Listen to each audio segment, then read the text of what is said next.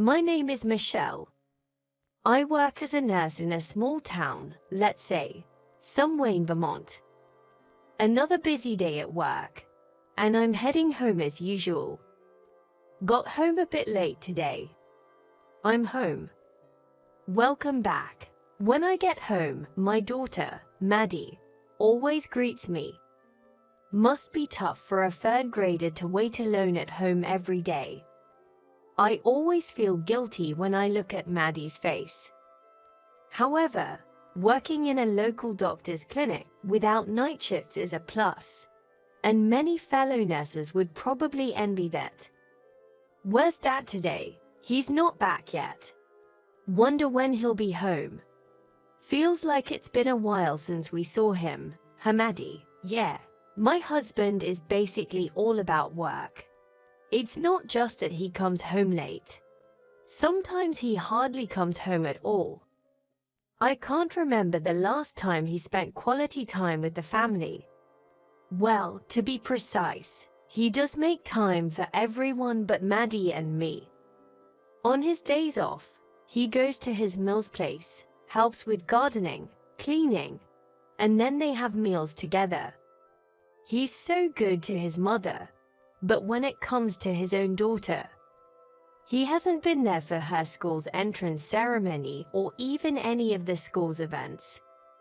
Because of all this, to be honest, things between my husband and me aren't great. I'm sorry for always making you feel lonely. It's okay. At least you come home every day, Mom. Maddie. I couldn't help but give Maddie a tight hug. We should have had a happy home with the whole family together every day.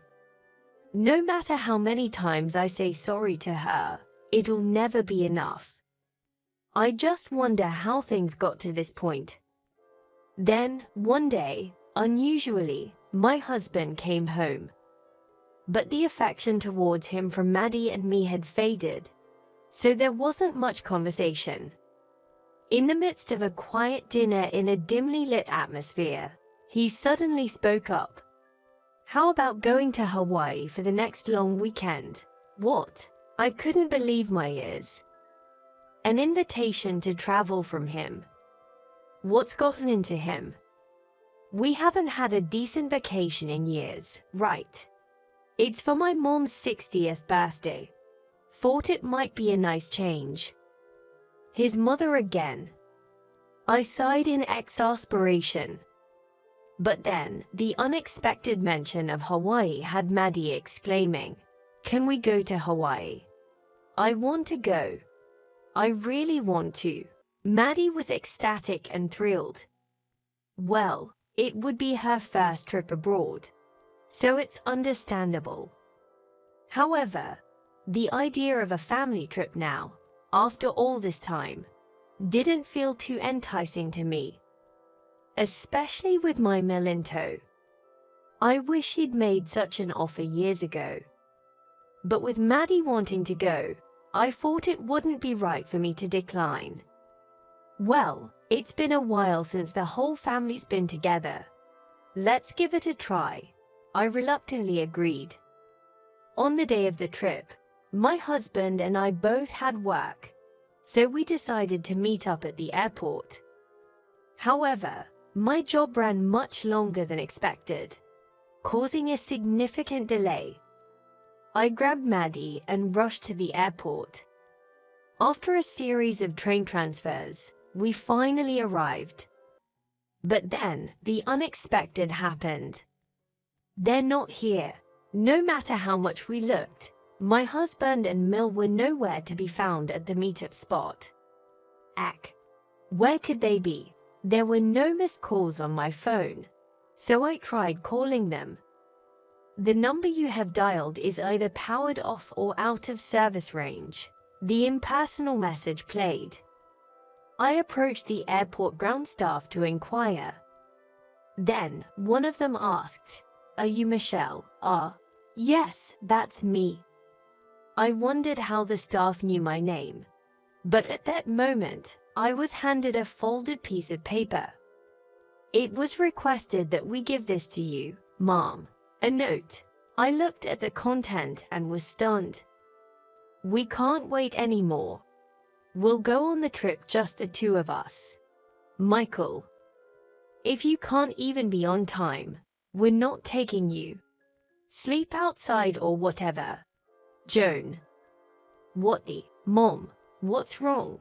As I trembled with anger, Maddie looked at me with a concerned expression. It's okay, sweetie. It seems Daddy and the others went ahead without us. I'm sorry. Can't we go to Hawaii? We can. We'll just catch the next flight. I tried to respond cheerfully. But truth be told, I don't have the money. What should I do? As I stood there, lost in thought, an elderly man walking in front of me suddenly collapsed. What? Even though I was in shock, years of nursing instinctively kicked in, and I acted immediately. Are you okay? I checked for breathing, but he wasn't. This is bad. I quickly turned the man onto his side to ensure an open airway. Upon checking inside his mouth, it seemed he had choked, likely on his vomit. That's why he couldn't breathe. Can someone please call an ambulance? As I shouted that, I immediately began administering first aid. Shortly after, the elderly man was taken to the first aid station, regaining his consciousness and breathing. Was it you who helped me? Well, I just did a basic procedure. It wasn't just basic. Thank you so much. I genuinely thought I was done for, he said, now coherent enough to hold a conversation. There seemed to be no issues with his heart or organs. You saved my life. Please let me repay your kindness. Oh no, I just did what anyone would have done. Were you on your way somewhere? Yes, my daughter and I were supposed to go to Hawaii, but we missed our flight. I'm so sorry, because of me. I quickly waved my hands to deny it. No, it's not your fault. We were late due to my work, to begin with.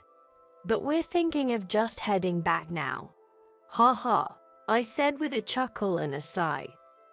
However, the old man gazed at me. It's a shame. Your daughter must have been looking forward to it. Why not buy another ticket? I'm embarrassed to admit, but I don't have the money right now.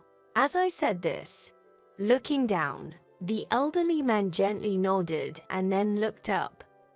How about I buy the tickets for you as a token of gratitude? Would that work? I couldn't possibly. I'm so sorry. It's all right. Excuse me, miss over there. The old man called over a nearby female staff member and started making a call on his cell phone. Hello, can you help with something? He spoke to someone for a few minutes and then hung up. No, really, it's fine. You don't have to. Don't worry about it. I couldn't rest in peace if I couldn't show my gratitude. At that moment, a piece of paper fell out of my pocket.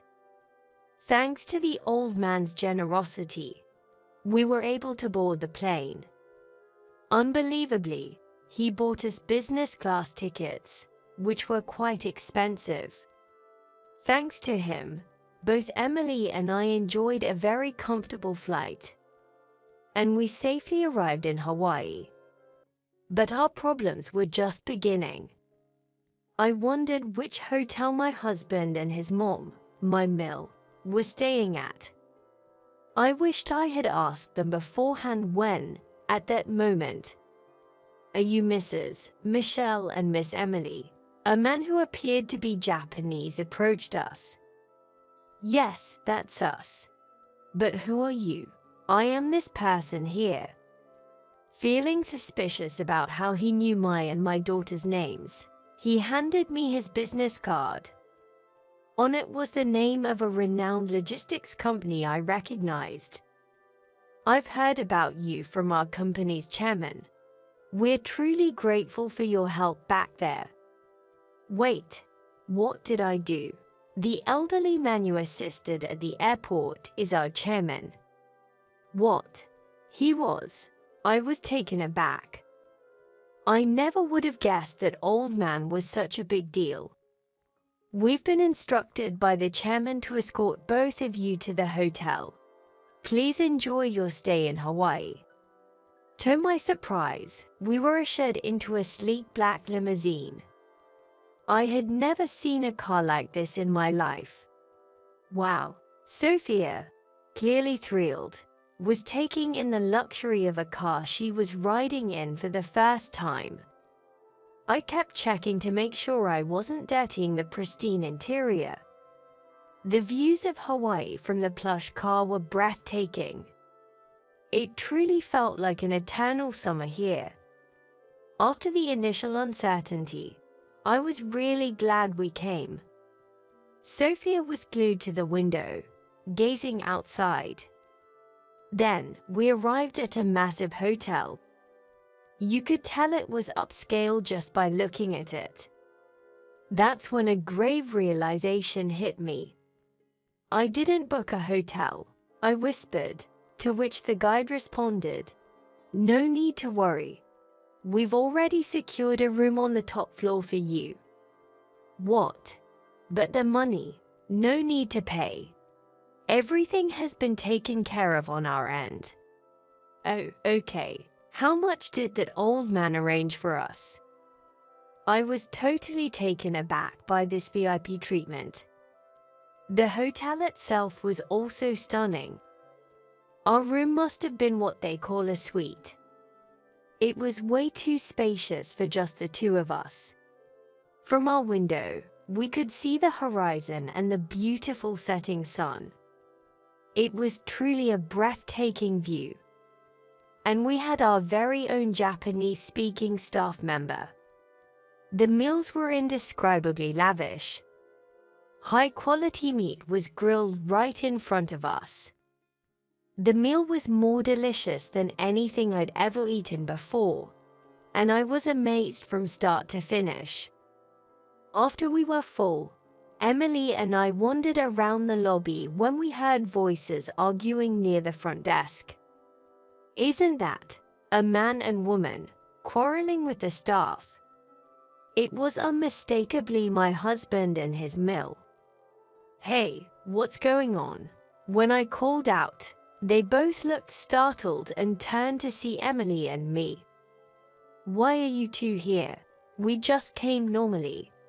And after all you've done, you were the one who suggested we come here." "Well, that's..." My husband looked at his mill with a pleading face. "It's your fault we were late, wasn't it? I know I messed up, but sleeping outside..." Really? His mill acted as if she did nothing wrong. But that note was just full of malice. I couldn't bring myself to forgive them. "So, why are you two fighting?" I tried to change my mood and asked my husband. "They told me to get out when I tried to check in." "Makes no sense." My husband seemed furious. "Excuse me, is there a problem?" I approached a male staff member. He seemed to understand some Japanese. "Heard these folks left the kind old man who's our esteemed guest. Can't forgive that. Was told not to let them stay." "I see. That old man must have a lot of influence in this hotel as well. Being a CEO of a big company is truly intimidating. What the heck is going on? They said they couldn't forgive you guys for leaving me in Japan and coming here." Hearing this, both the husband and the mill looked as if they were hit out of the blue. Why would the hotel staff know about that? Well, it's a typical reaction. But I wasn't surprised since I knew the details. Actually, I felt it was just karma. "Do you recognize this person?" I pulled out a business card. It was from the gentleman who guided us from the airport. Wait, this is from our major clients. The husband's face turned pale as he took the business card with trembling hands. Seeing this, the Mill's expression stiffened, and her face turned even paler. You aren't saying you know the CEO of this company, are you? Of course. When he collapsed suddenly at the airport, I was the one who helped him. And as thanks, he gave me tickets to Hawaii and a hotel reservation. Yikes. The Mill, shaking in fear, fell on her behind. What's wrong, Mom? She's in the same crafting club as me. She occasionally shows up, and everyone treats her like royalty. Such a coincidence is even possible. I totally agreed. The world really is small. Who would have thought I'd know someone related to that CEO? However, before my Mill shared this with me, the CEO himself had told me. When he gave me the thank you airline tickets at the airport, he noticed a piece of paper that had fallen from my pocket. Oh, picking it up, the CEO must have seen what was written on it. He looked shocked. Mom, what's this about? Oh, that. Well, let's just say I got left behind by my Mill and husband. That's terrible. I can't forgive that. But this name. Don't tell me your Mill's last name isn't Tomita, is it? Yes, it's Yoshiko Tomita. Wait. You know my Mill? Of course I do. She's a member of my crafting club. Never thought you'd do something like this though. So that's how things had transpired. Recalling all that, I gazed at the two with a smug look and remarked, such a pity. You both said we'll travel together, but now you're on your own. Maya and I will enjoy ourselves. Mel, I guess you should sleep outdoors. Enjoy the wonderful roofless Hawaiian. Hey, wait a minute. That's cold-hearted. You're heartless. Both my husband and Mill protested loudly. It's truly comical. The very words they once threw at others, they now find harsh when directed at themselves. I couldn't help but burst into laughter. Let's go, I nudged Maya. Okay. Maya took my hand. Behind us, the exchange continued. Get out, we don't have a room for people like you in this hotel, the staff member declared coldly. Damn it, my husband and Mill stumbled out of the hotel. So, that's how we got to enjoy our Hawaii trip separately. Since Maya already lost interest in my husband, there's no need to worry about him. I never imagined we'd get such a wonderful trip as a thank you for helping the old man. If anything, I want to genuinely thank him. And just like that, our journey came to an end, and we safely returned home. It was truly a memorable trip. Maya seemed incredibly satisfied, which was the best part.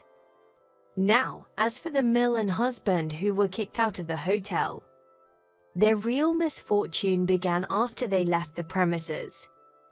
According to my exhausted husband, who finally returned home after the trip, every hotel they tried turned them away. Apparently, the chairman's directive had reached accommodations all over Hawaii. They ended up genuinely having to sleep outdoors. It turns out that the nasty note they left was a boomerang that came back to haunt them. More hardships awaited my husband and Mill. My husband was suddenly called in by his boss and was reprimanded, as it turned out that a deal with the chairman's company was on the brink of falling apart. My Mill, on the other hand, began receiving cold treatment from her craft club members. leading her to quit ostracized. Essentially with crafting being her only hobby, she seemed deeply affected by the incident. She gave up on all her crafts and now spends her days aimlessly watching TV. My husband and I concluded that continuing our marriage was untenable, leading to our formal decision to divorce. Of course, custody of Maya went to me. I didn't seek any alimony or child support. Our earnings were almost identical, so there was no concern in financially supporting Maya by myself. I'll probably never see my mill again. Looking back, the whole situation seems so surreal. Merely by being late at the airport, I ended up helping a chairman of a major company. A mutual acquaintance of my mill leading to an amazing trip to Hawaii. All these events make me feel that there was some kind of destiny at play. Nothing ever seemed to go right with my husband. There might have been a mismatch in our work lives. However, the moment he prioritized his mill over us, I believe the outcome would have been the same even if I had been a stay-at-home wife. I have no lingering feelings for my husband anymore. I have the world's most precious and adorable daughter, Maya, by my side. I don't need anything else.